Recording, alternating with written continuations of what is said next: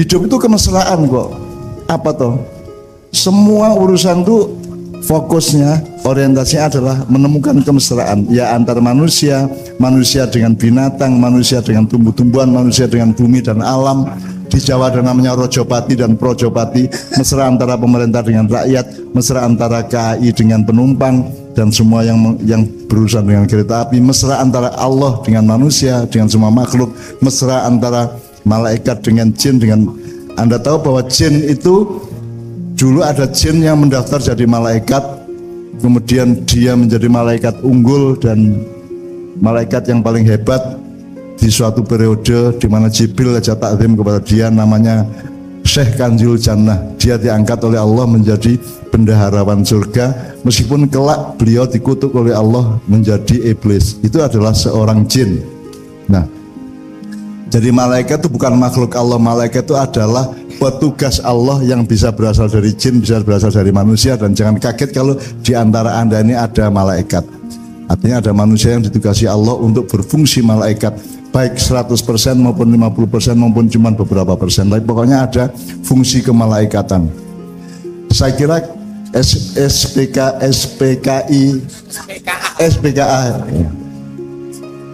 SPKA malam ini punya dimensi dan unsur kemalaikatan yang mencukupi, punya unsur profesi atau nubuah yang mencukupi. Maka dari tadi saya masuk ke sini sampai sekarang saya merasakan sapuan-sapuan kemesraan dan keindahan dari teman-teman SPKA gitu ya. Jadi mudah-mudahan itu saja sudah cukup untuk supaya Allah nanti melalui malaikat Jibril memberi ilham kepada ketua SPKA dan teman-teman yang lain untuk langkah-langkah berikutnya, karena ada banyak masalah-masalah yang harus diatasi dan harus diantisipasi. Bahkan ada sesuatu yang harus dijaga jangan sampai menjadi ancaman. Dan itu untuk mendapatkan ilham atau hidayah dari Allah itu tidak harus dengan pemikiran. Karena malaikat Jibril itu Anda tahu ya beda. Kalau malaikat Israfil itu gede, paling gede. Jadi yang menyangga aras itu malaikat Israfil. Jadi sayapnya ada 8 dan besar sekali, seluruh galaksi dan alam semesta yang disangga oleh malaikat Israfil.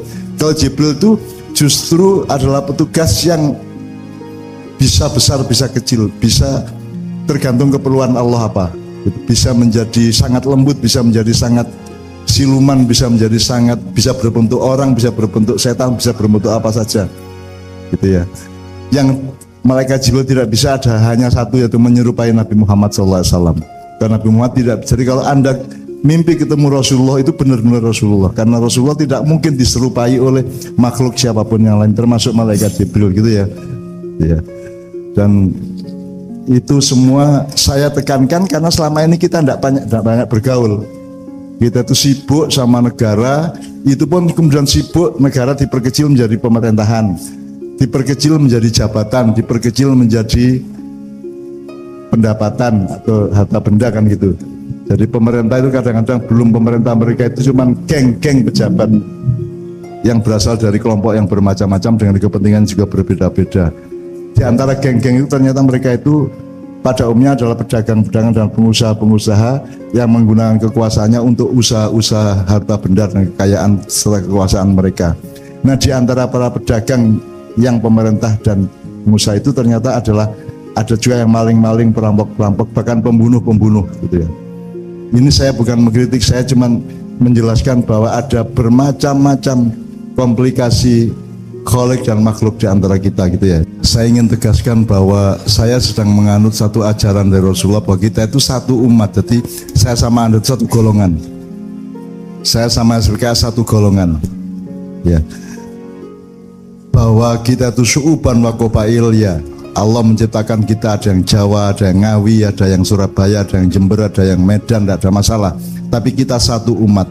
Jadi kita ini kita tok, tidak ada saya dan mereka. Jadi itu pedoman saya, makanya saya menerima semuanya supaya kita itu tidak pala tafarroku, jangan bikin firqah.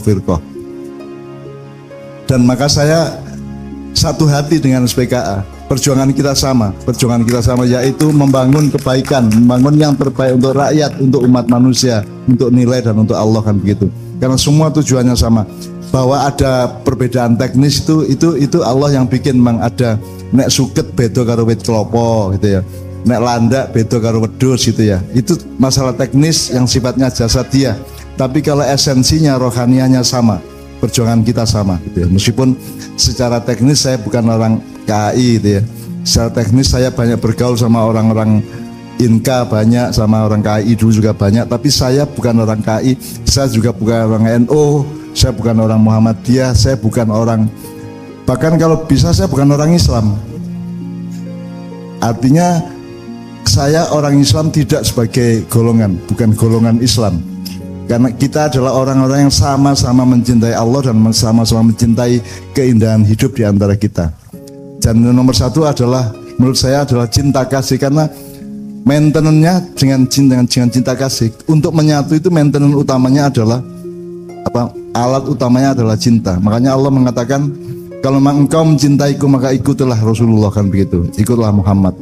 Maka agama itu datang tidak untuk menjadi identitas. Islam itu datang tidak untuk menjadi identitas atau golongan, tapi untuk mengantarkan apa alatnya itu, yaitu cinta. Ya. Mangkana Mas Helmi,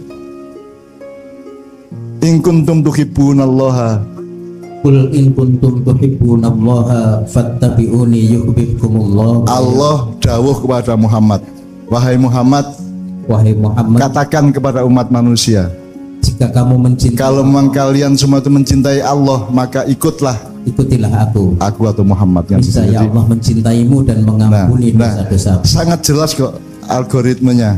Kalau kita mau cintai Allah, mau mudah hidupnya, mau murah rezekinya, mau banyak silaturahminya, dan masa depan sampai anak cucu kita menjadi beres, itu kalau kita mencintai Allah.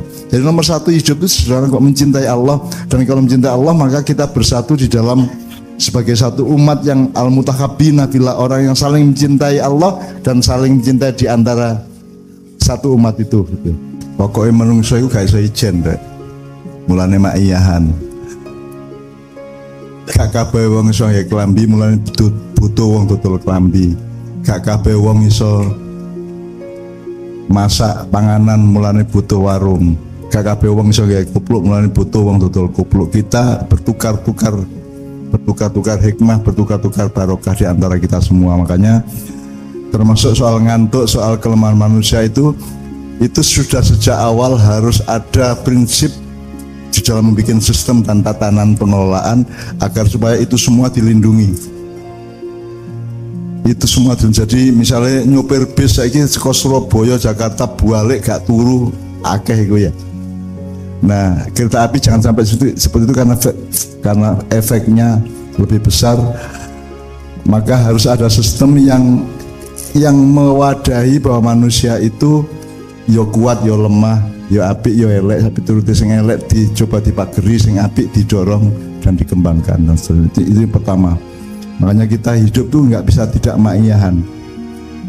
Mulane kon rabi mergo cak iso bareng-bareng, nek kon dhewe pak karo cagak. Ngoyah-ngoyah doa ya. Mulane rabi itu kan apa, aplikasi pengejawentahan yang sangat praktis dari Ma'iyah. Gue butuh rabi karena kamu punya alat yang untuk kebersamaan. Alatmu aja kok gawe dhewe ya toh. Kan gitu kan. Dia menjadi indah kalau bersama, betul enggak? Nek dhewe ya sak indah-indah ya kapok-kapok dhewe maringan itu.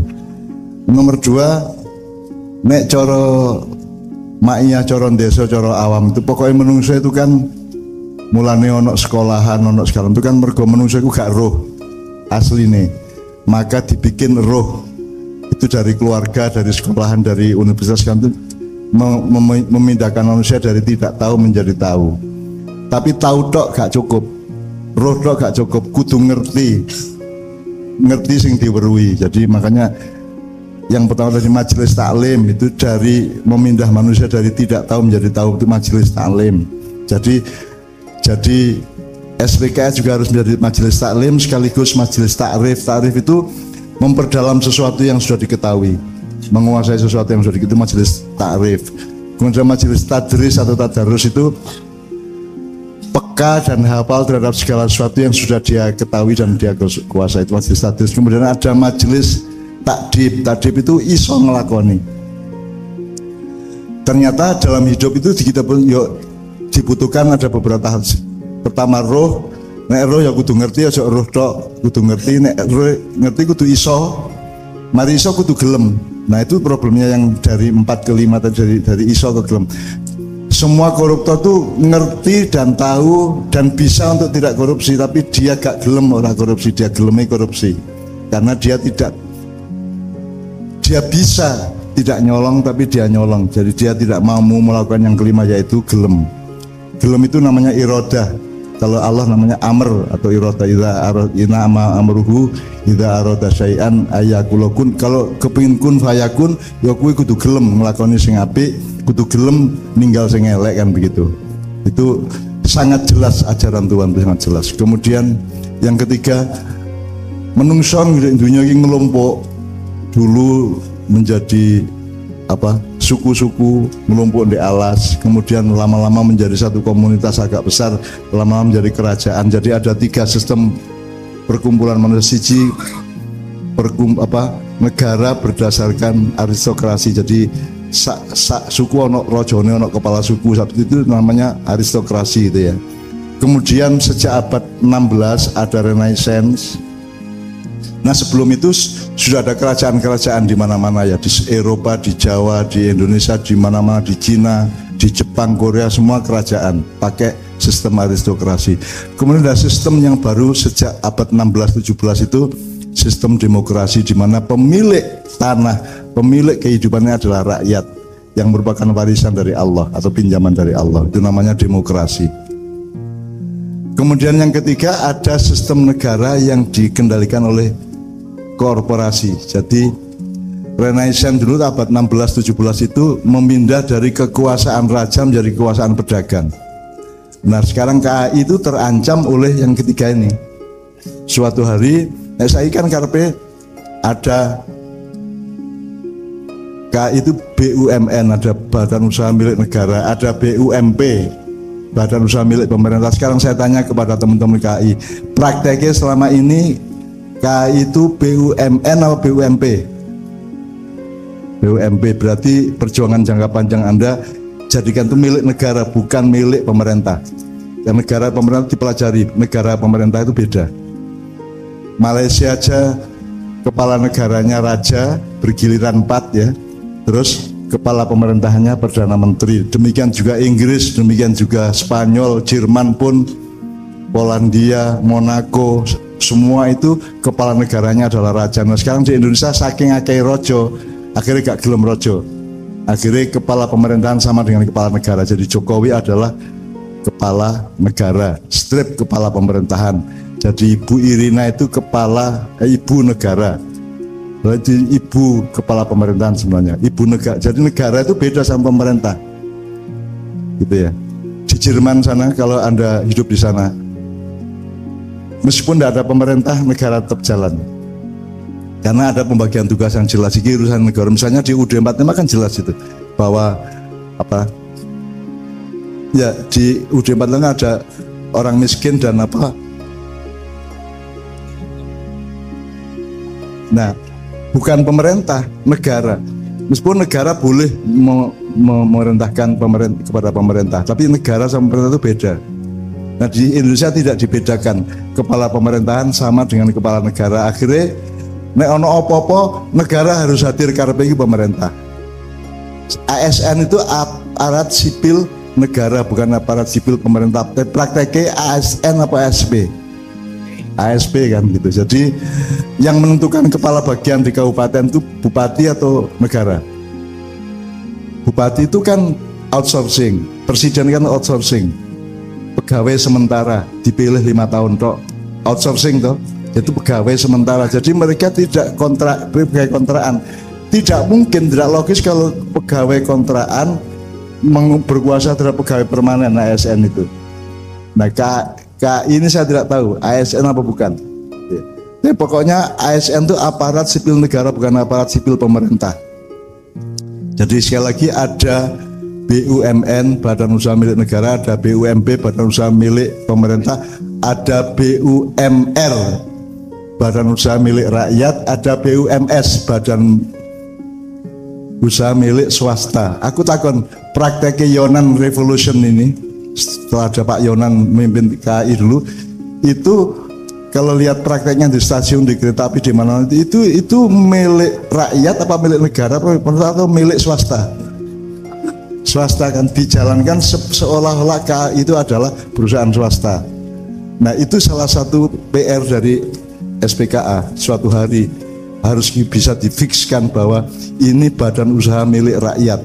Nah sekarang bagaimana jarak antara rakyat dengan negara itu diseimbangkan, diaplikasi secara lebih rasional gitu ya.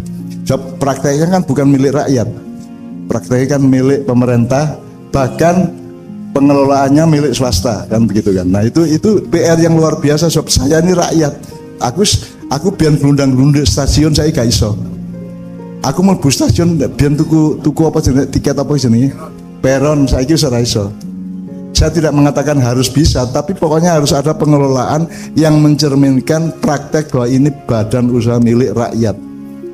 Salah satu fungsi budaya stasiun adalah cultural meeting point.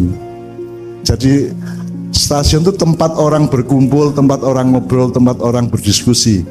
Para seniman dulu, aku turu stasiun biyen deh, meh bengi aku posku di Malioboro Utara, maka saya kalau malam mulai jam 2 bengi sampai esok aku di stasiun.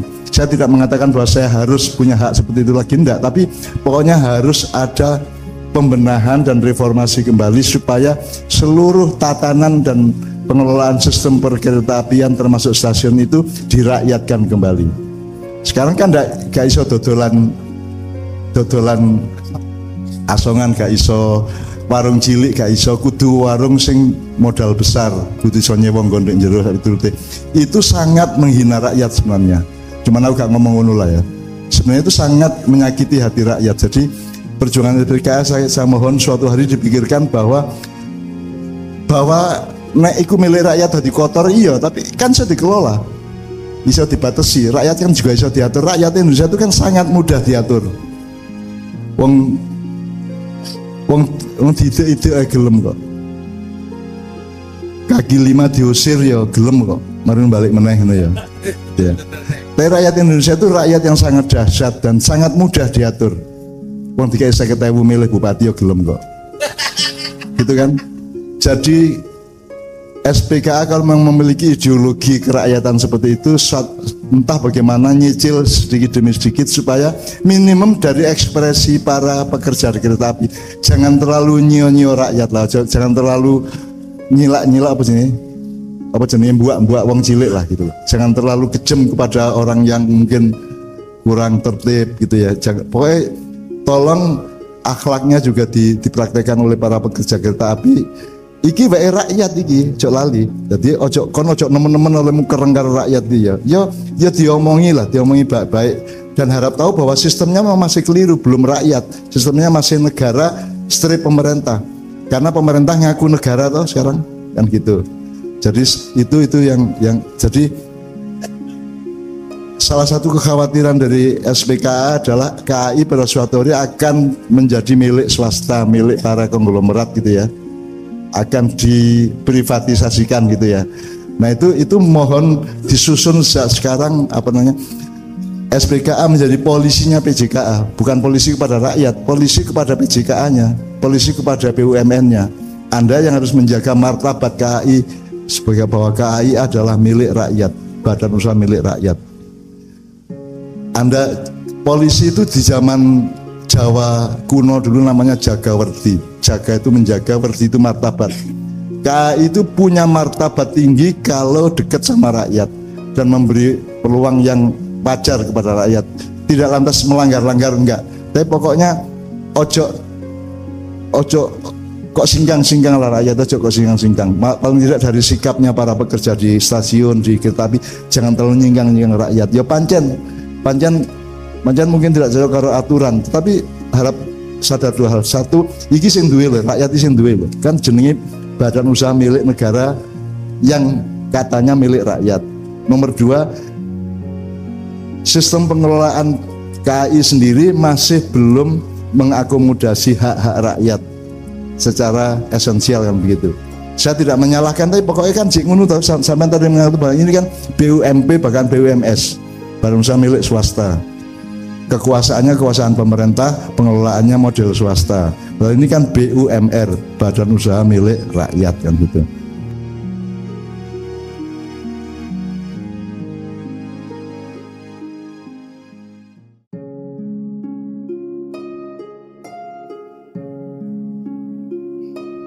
Assalamualaikum warahmatullahi wabarakatuh. Mudah hidupnya, murah rezekinya. Rumus untuk bagaimana menyikapi apapun yang terjadi pada hidup itu adalah sederhana saja. Yang engkau benci belum tentu jelek, yang engkau suka belum tentu baik. Diwajibkan atas kamu berperang, padahal itu tidak menyenangkan bagimu. Tetapi boleh jadi kamu tidak menyenangi sesuatu, padahal itu amat baik bagimu. Dan boleh jadi kamu menyukai sesuatu, padahal itu tidak baik bagimu. Allah mengetahui, sedang kamu tidak mengetahui. Quran Surat Al-Baqarah ayat 216. Itu berlaku untuk apapun saja yang menimpa kita, termasuk misalnya kalau Anda mempunyai pasangan yang segala sesuatunya berkebalikan dari Anda, maka jangan frustasi, tetapi bersyukurlah. Itu artinya tumbuh ketemu tutup, jodoh yang sempurna. Kalau sifat, tabiat, selera, dan pemikiran sama, maka apalah asyiknya berumah tangga? Tidak ada dinamika, sintesis hanya terjadi, dan pemikiran sama, maka apalah asyiknya berumah tangga? Tidak ada dinamika, sintesis hanya terjadi ketika ada tesis dan antitesis. Hikmah akan muncul ketika terjadi benturan, seperti dilambangkan dengan ikan bekal Nabi Musa ketika mencari Nabi Khidir yang tiba-tiba kembali hidup dan meloncat ketika berada di pertemuan dua laut. Majma'ul Bahrain. Anda telah dipilih mendapatkan pelatihan sepanjang hidup untuk mencapai derajat orang-orang yang dibersamai Allah, yaitu orang yang sabar. Bukankah seperti halnya maut dan rezeki, jodoh adalah ketentuan Allah Subhanahu wa Ta'ala. Anda juga akan termasuk orang-orang yang mengikuti Rasulullah dan belajar untuk merasa berat dengan penderitaan orang lain dan berlaku lemah lembut. Karena syarat utama untuk bisa seperti itu adalah mempunyai sifat sabar. Apalagi kalau jodoh Anda bukan hanya berkebalikan, tetapi ditambah fitur sumbu pendek, maka itu ibarat mendapatkan instruktur atau sparring partner yang akan meningkatkan kualitas kelulusan Anda nantinya.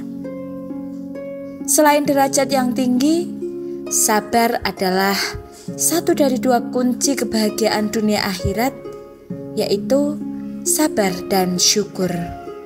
Dan cukup menjadi sabar, maka syukur juga pasti akan diraih karena keduanya sisi mata uang yang sama.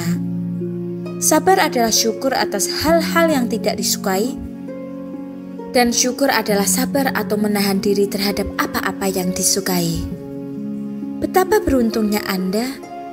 Awalnya mungkin semua perbedaan, bahkan yang 180 derajat, bisa diselesaikan dengan cinta. Tetapi seiring berjalannya waktu, ketika yang lebih banyak tersisa adalah tanggung jawab, maka perbedaan itu semakin banyak memakan energi batin. Kalau tidak diatasi dengan kebijaksanaan, sebagian besar perbedaan di pasangan kita itu akan tetap di sana, betapapun kita ingin mengubahnya. Jangan protes, ya memang begitu, setiap individu diciptakan unik. Mau tidak mau kita harus bisa menerimanya, karena hanya itu cara untuk bertahan. Dan kita akan dilatih setiap hari untuk bisa bersikap menerima, walaupun sebenarnya mungkin tidak setuju. Ngelmu kalakono kanthi laku. Kalau sudah berlatih setiap hari, maka pastilah menjadi ahli, akan sangat mudah untuk mengaplikasikannya di kehidupan sehari-hari. Pada umumnya, orang mengira bahwa mereka harus setuju untuk bisa menerima dalam hati, padahal banyak sekali hal di dalam hidup yang berada di luar kontrol kita dan tidak sesuai dengan keinginan kita. Dan kita memboroskan energi batin dengan menolaknya.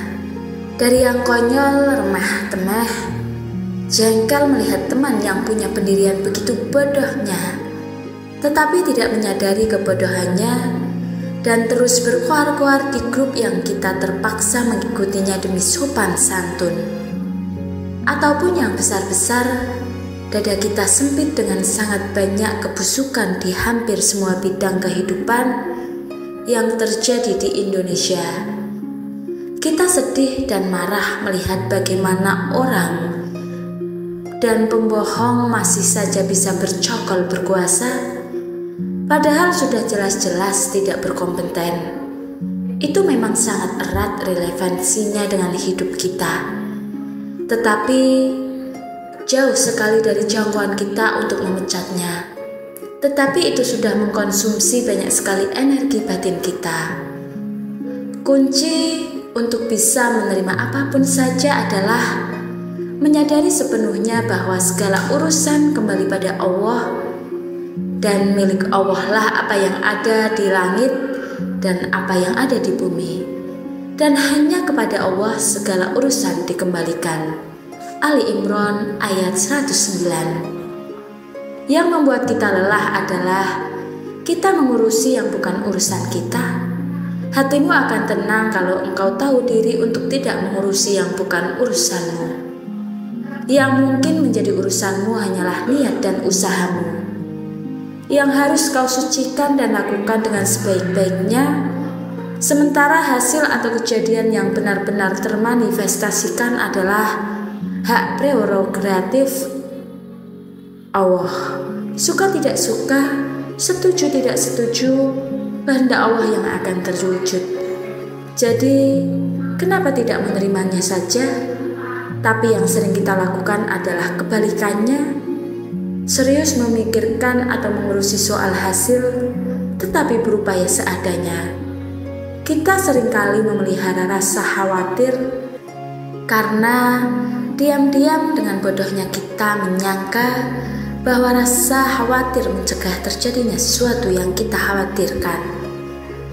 Dan kita dengan bodohnya terus berangan-angan akan sesuatu yang kita inginkan karena menyangka khayalan itu akan membantu mewujudkan impian kita. Kita bisa gila kalau memelihara penolakan terus-menerus dalam hati kita. Hati harus seluas samudra, menampung apa saja yang dialirkan sungai kehidupan ke dalamnya. Kita harus nyegoro. Berat memang, tapi ganjarannya besar, yaitu innallaha ma'as-sabirin. Adakah karunia yang lebih besar selain diakui kebersamaannya dengan Sang Pencipta? Itulah ma'iyatullah. Sekian yang dapat kami sampaikan. Mohon maaf apabila terdapat kesalahan dalam penyampaian.